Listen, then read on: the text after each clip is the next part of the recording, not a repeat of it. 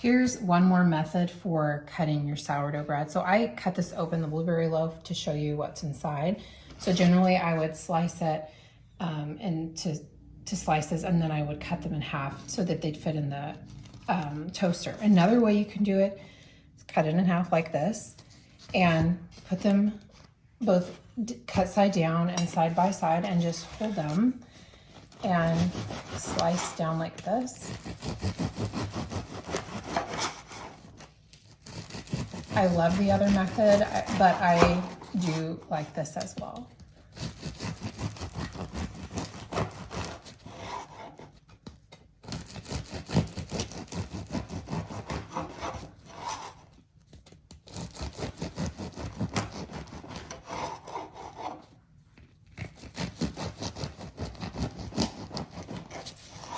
And this loaf was baked yesterday, so as you can see, I'm having a much easier time cutting through it, even though my knife isn't very sharp anymore.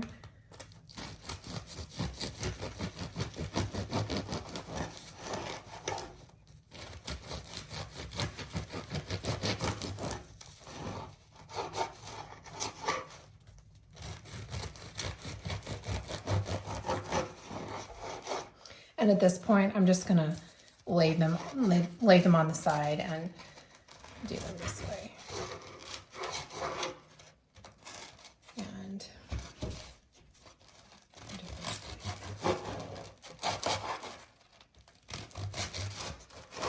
so there you go. There's 2 ways to cut your bread, and find the method that works for you.